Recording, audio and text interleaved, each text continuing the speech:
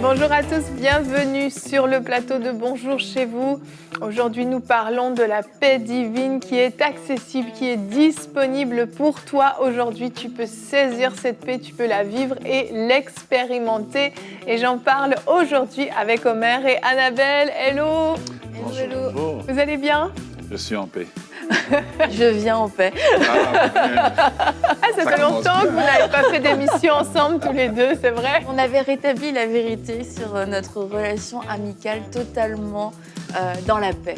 Et dans Omer, Il y a la paix qui règne en ces lieux. Je n'en doute pas. T'as pas l'air convaincu quand tu le dis Je comme suis ça. très convaincu.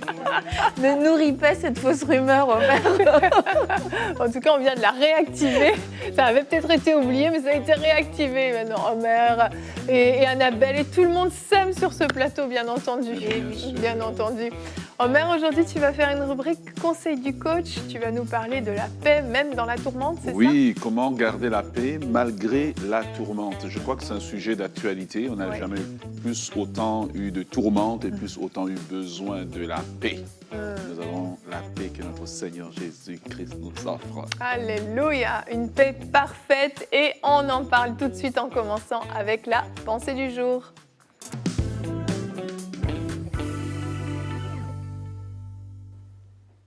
La paix est un don de Dieu. Nous n'avons pas besoin de la mériter, nous n'avons pas besoin de la gagner. Et d'ailleurs, c'est pour ça que beaucoup de gens, eux, essayent de gagner cette paix, de trouver cette paix en faisant tout un tas de choses, des pratiques sportives, des pratiques spirituelles ou de l'utilisation de la drogue, l'alcool, du sexe, des fortes émotions pour trouver cette paix, pour pouvoir se sentir apaisé, pour que tout ce qui est angoisse, tout ce qui est tourment, tout ce qui est inquiétude puisse disparaître, puisse se taire, que ces voix puissent se taire pendant un temps. Mais le problème, c'est qu'elles reviennent toujours. C'est qu'à chaque fois, il faut recommencer. Et c'est aussi comme ça que les gens peuvent tomber dans des cycles de dépendance, comme on l'a dit, à l'alcool, à la drogue, etc. Parce qu'à chaque fois, il en faut un peu plus pour calmer les angoisses, faire taire ces voix. Et j'ai une bonne nouvelle pour vous aujourd'hui. Jésus nous a donné cette parole qui est tellement puissante et tellement vraie. Il nous a dit: je vous laisse la paix. Je vous donne ma paix. Je ne vous la donne pas comme le monde donne, et que votre cœur ne se trouble pas et ne se laisse pas effrayer. Alors à vous qui avez accepté Jésus, vous qui avez rencontré Jésus, vous avez rencontré la paix. Et il nous dit: je vous donne ma paix. Cette paix à lui, il nous la donne et vous pouvez aujourd'hui la recevoir gratuitement comme un don. Arrêtez de chercher, arrêtez de vouloir l'obtenir par vos propres forces. Juste aujourd'hui, dites: Jésus, je reçois ta paix, celle que tu me donnes, celle que tu ne reprends pas, celle qui va demeurer, peu importe les circonstances, les bons ou les mauvais jours. Et la paix, comme je viens de vous le dire, est vraiment un don et un cadeau. On ne peut pas la gagner par nos propres forces, mais par contre, nous pouvons prendre la décision de demeurer dans cette paix, de vivre dans cette paix, de disposer notre vie pour nourrir cette paix. La Bible nous dit: ne vous inquiétez de rien, mais en toute chose, faites des prières et des supplications et des actions de grâce. Et la Bible continue en nous disant: et la paix de Dieu qui garde vos cœurs, et la paix de Dieu, et la paix de Dieu, oui, gardera vos cœurs et vos pensées. Et on voit qu'on peut développer un style de vie où on va rester dans cette paix et où cette paix va venir garder notre cœur. Et alors que tout le monde va s'affoler, tout le monde va paniquer, on va se dire: mais non, moi j'ai ta paix, j'ai reçu ta paix et j'ai nourri cette paix et je demeure dans cette paix et je fais le choix de demeurer dans cette paix. Rien ne pourra venir me voler ma paix. Alors aujourd'hui, ouvrez votre cœur, recevez cette paix gratuitement et prenez la décision de demeurer dans cette paix et de ne plus vous la faire voler. Amen, amen. Oui, Jésus a dit qu'il donnait sa paix, mais pas comme le monde donne. C'est une paix qui est surnaturelle, en fait. C'est une paix qui est divine. C'est pas juste une paix passagère, en fait. C'est quelque chose qui vient s'installer en nous et qui peut demeurer, qui peut vraiment s'enraciner en nous au point où, oui, on va vivre peut-être, comme tu en parleras tout à l'heure, des tourmentes, mais cette paix va quand même dominer. Et dans le verset que tu as partagé à la fin, que tu as eu du mal à citer, cette paix qui gardera nos cœurs, Le début, donc vous trouvez ce verset, c'est pas notre verset du jour, hein, mais c'est dans Philippiens 4 au verset 6. Ne vous inquiétez de rien, mais en toute chose, faites connaître vos besoins à Dieu par des prières, des supplications avec action de grâce. Et ensuite, effectivement, cette paix qui surpasse toute intelligence va garder nos cœurs et nos pensées en Jésus-Christ. Mais d'abord, il y a cette nécessité de faire connaître à Dieu nos besoins. Parce que c'est sûr, c'est facile de dire quand quelqu'un a un besoin, non, mais la paix de Dieu est disponible pour toi, pourquoi tu t'inquiètes? L'inquiétude, c'est parce qu'elle est réelle. Il y a des vraies situations qui génèrent de l'inquiétude. C'est pas juste quelque chose de fun, c'est une réalité. Et l'importance de pouvoir aller faire connaître à Dieu nos besoins comme un enfant qui, lorsqu'il a faim, va pouvoir aller voir maman ou papa et dire j'ai faim, est-ce que je peux manger quelque chose? Et avec cette assurance que les parents vont pouvoir lui donner quelque chose à manger, ce besoin va être pourvu. Nous, en fait, cette paix, on y a accès lorsqu'on va devant le trône de Dieu, qu'on se décharge devant lui, qu'on lui fait connaître notre situation, nos besoins. Et ensuite, cette paix qui surpasse toute intelligence va nous remplir parce qu'on va finir en action de grâce, parce qu'on sait que Dieu va intervenir, que Dieu va faire quelque chose. Donc, je vais devant Dieu, je me confie en lui, je me libère de mes inquiétudes, je lui rends grâce parce que je sais qu'il va le faire et sa paix me remplit. C'est comme des étapes en fait qui vont s'accumuler, mais qui vont faire qu'une fois que la paix prend place en nous, elle va plus être chassée par les inquiétudes parce qu'à chaque fois que l'inquiétude voudra revenir, non. J'ai demandé à mon Père Céleste d'intervenir, je sais qu'il va le faire, donc je garde ma paix, elle demeure en moi. Et c'est ça, cette paix surnaturelle qui va dépasser toute intelligence. Oui, et la paix de Dieu, en fait, et j'ai beaucoup aimé l'aspect que c'est un don, la paix de Dieu ne nie pas la réalité. Elle reconnaît la réalité, mais elle surpasse cette réalité. Oui. Et dans le verset qu'Annabelle était en train de citer, l'apôtre Paul dit très bien que « et la paix de Dieu gardera ». La paix de Dieu a un effet sur nous. Voilà pourquoi Satan essaie de la voler. Elle a un effet. Elle gardera nos cœurs, santé physique, et nos pensées, santé émotionnelle. C'est les deux endroits que souvent le manque de paix attaque. Elle attaque dans le sens que, voilà, on commence à avoir des problèmes de santé, on n'arrive pas à dormir la nuit, on est fatigué tout le temps, etc. Et là, on commence à développer des maladies psychosomatiques parce qu'on manque de paix. Et il y a quelque chose qui surpasse la drogue, qui surpasse la cigarette, qui surpasse la sexualité, c'est la paix de Dieu. Et cette paix, Jésus la donne gratuitement. Et ça, c'est ce que j'aimerais dire à quelqu'un qui nous écoute aujourd'hui. Cette paix, Jésus le donne gratuitement à celui qui le demande, à celui qui est né de nouveau. Jésus donne cette paix gratuitement. Et elle peut être la vôtre aujourd'hui. Et comme je lisais une fois un article et qui parlait de tes pensées, de la manière dont tu communiquais avec toi-même quand tu es sous la douche, quand tu es dans la voiture, etc. Et tu es tout seul en train de te faire tes scénarios. Quelquefois, tu fais des conversations. Quelquefois, tu es en train de régler tes comptes avec la terre entière.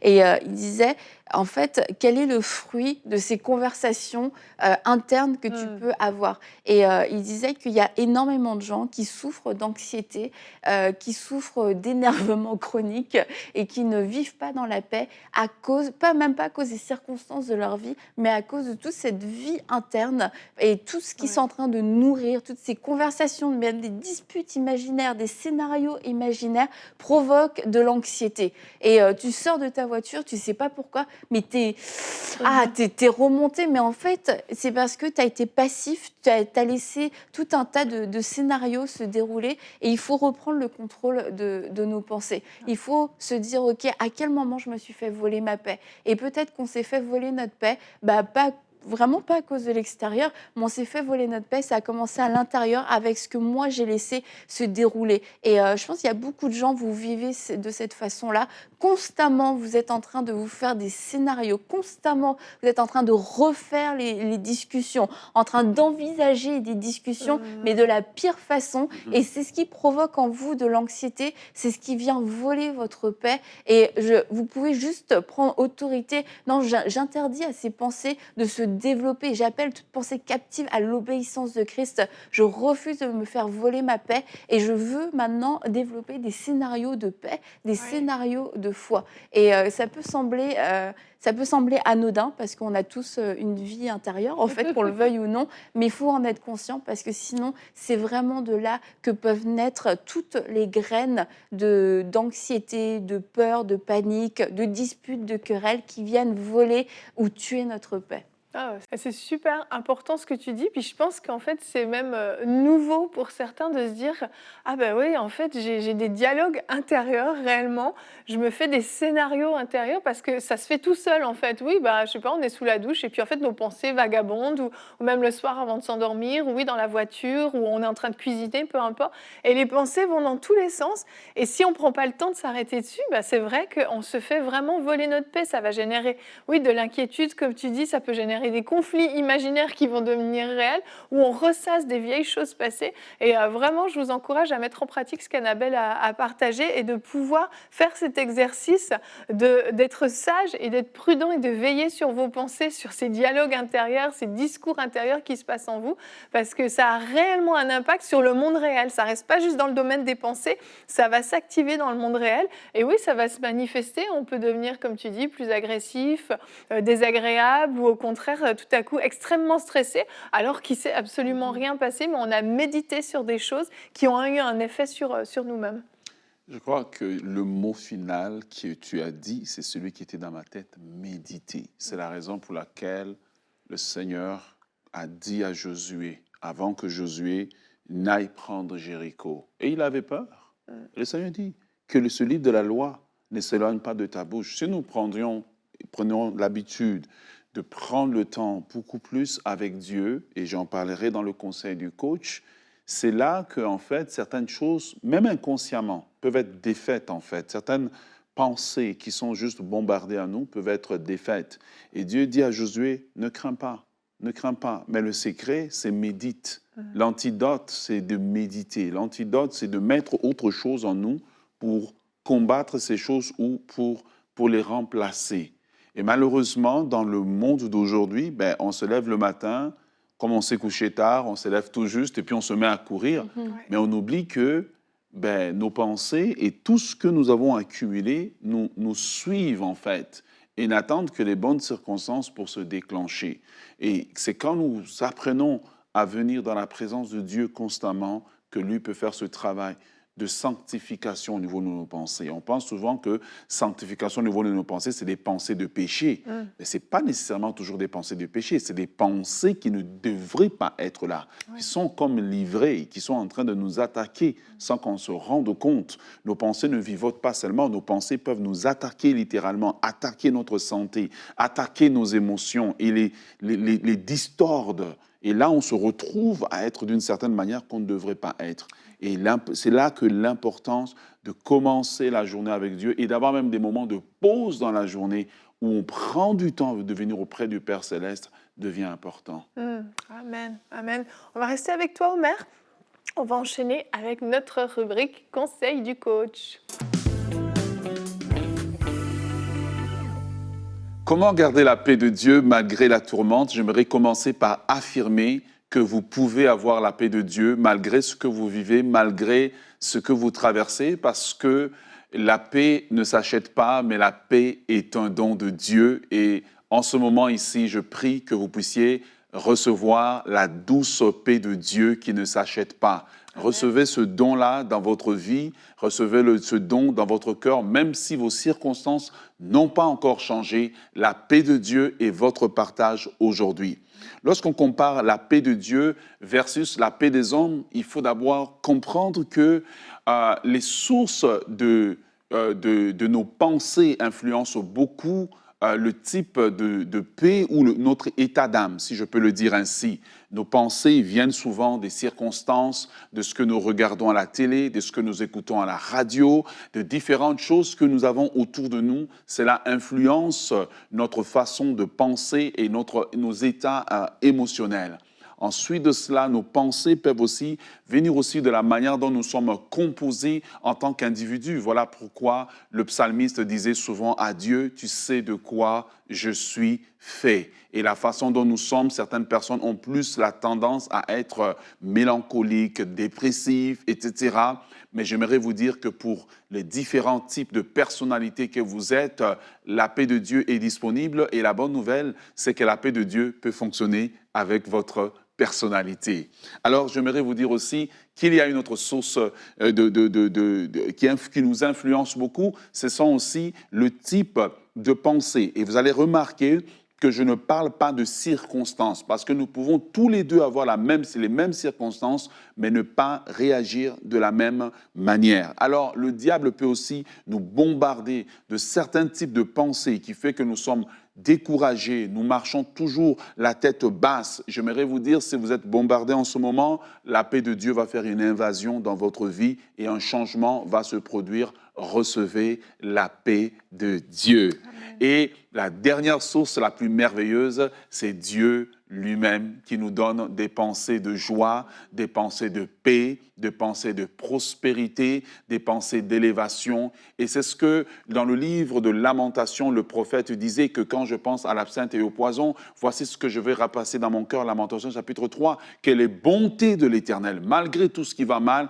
je peux choisir le type de pensée que je vais avoir à l'intérieur de moi. Donc la paix de Dieu versus la paix des hommes, nous réalisons que la paix des hommes, elle est circonstancielle, elle dépend des circonstances, elle dépend des événements, elle dépend des saisons. Mais la paix de Dieu est une constance, c'est quelque chose qui vient à l'extérieur de moi, qui m'est donné. Donc voici ce que je pourrais vous donner comme définition de qu'est-ce que c'est que la paix de Dieu. Donc, numéro 2, qu'est-ce que c'est que la paix de Dieu? On peut définir, l'apôtre Paul dans Philippiens chapitre 4, fait référence à la paix de Dieu comme étant une paix extérieure à nous, qui transcende nos circonstances, qui transcende nos événements, qui transcende la réalité qui est devant nous, mais qui vient en nous, qui reste en nous malgré que la circonstance n'a pas changé. J'ai la paix. Malgré que la circonstance n'a pas changé, j'ai la tranquillité que d'une manière ou d'une autre, les choses vont bien tourner en ma faveur. La paix de Dieu nous permet de réaliser ce verset biblique de l'apôtre Paul qui dit « Toute chose concourt au bien de ceux qui aiment Dieu ». Quand cette paix se manifeste en moi, je sais que malgré que je suis secoué, malgré que je passe dans l'orage, malgré que je passe par un temps difficile, je sais que je ne ferai pas naufrage. Je sais que je m'en sortirai. Je sais que je m'en sortirai et je sais que j'aurai un lendemain meilleur. Voilà pourquoi je vous invite aujourd'hui à aspirer à la paix de Dieu. L'argent ne donne pas la paix. Il y a des choses que les cartes de crédit ne peuvent pas acheter. Des choses comme la paix de Dieu. Aspirer à la paix de Dieu et demander à Dieu la paix. Et donc, la paix de Dieu, je continue là-dessus pour la définir. La paix de Dieu nous donne aussi donc, cette assurance que Dieu est au contrôle. Vous savez, quand Dieu est au contrôle, ce n'est pas nécessairement que tous les morceaux se mettent ensemble. Ce n'est pas nécessairement que je vois le bout du chemin. Mais j'ai juste cette assurance que mon Papa céleste, malgré ce que je vis, me tient par la main.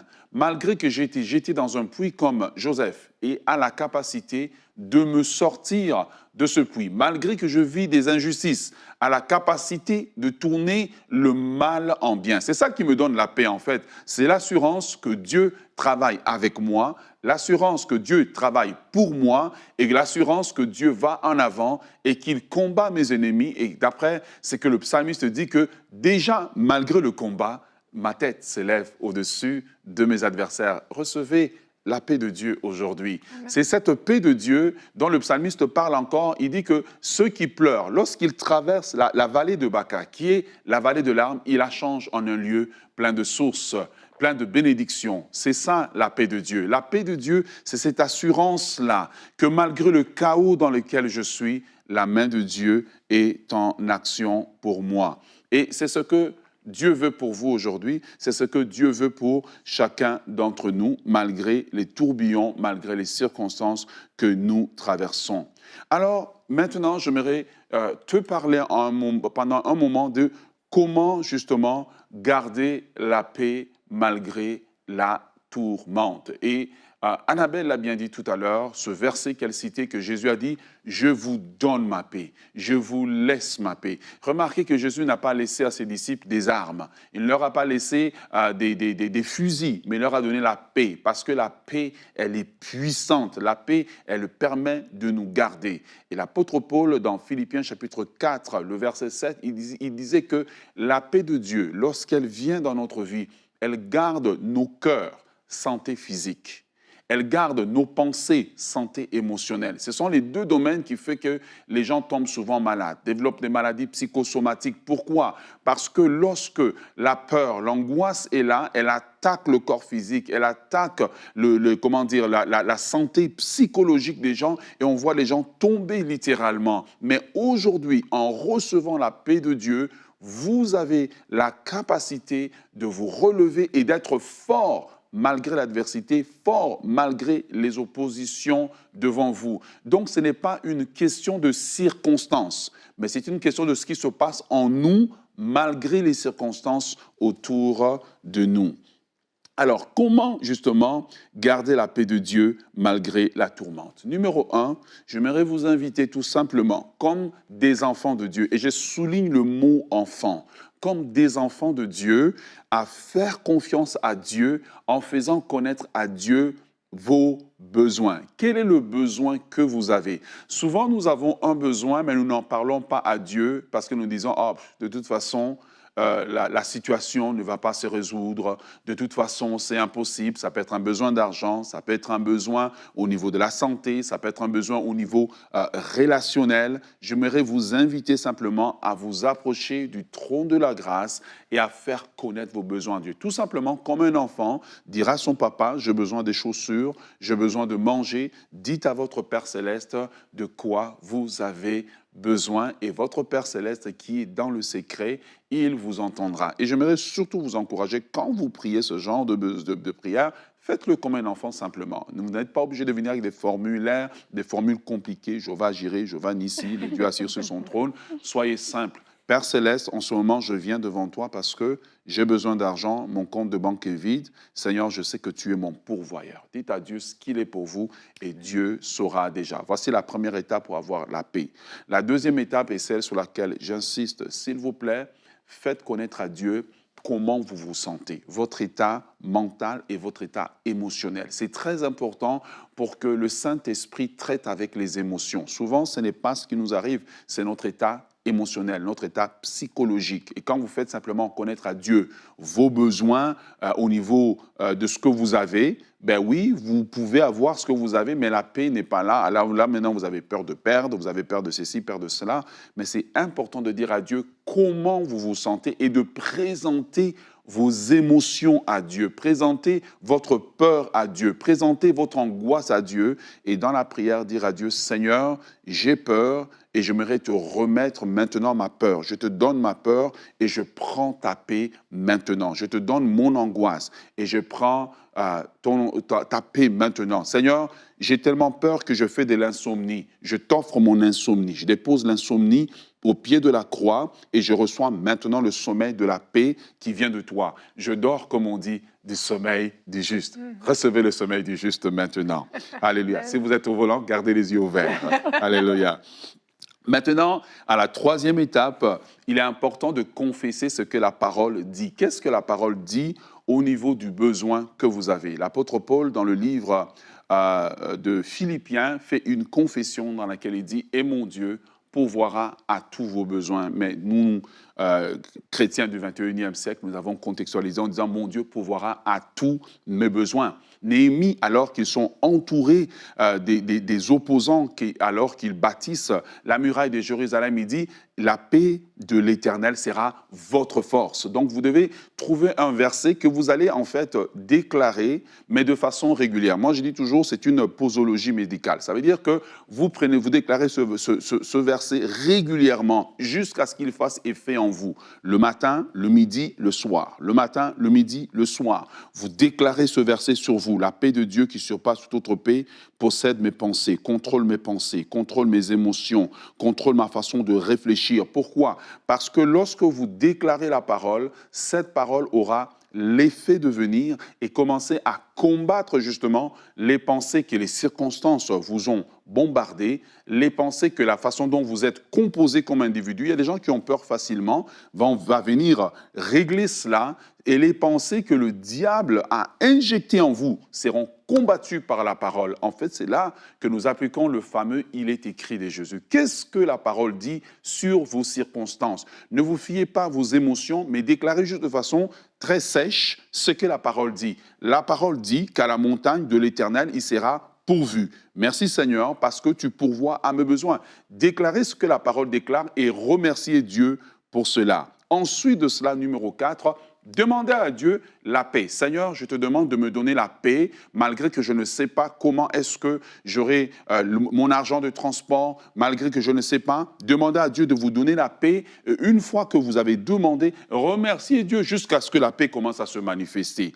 Maintenant, si malgré que vous avez fait ça à répétition, cette paix ne se manifeste pas, peut-être que vous êtes victime d'une attaque du diable. Je vous demanderai de résister au diable, de prendre autorité sur les esprits de peur, sur les esprits d'angoisse, car la Bible nous dit « Résistez au diable et il fuira loin de vous ». Si malgré ça, tout ça ne marche pas, répétez les étapes numéro 1, les étapes numéro 2, les étapes numéro 3, numéro 4, numéro 5 et recevez la paix de Dieu aujourd'hui.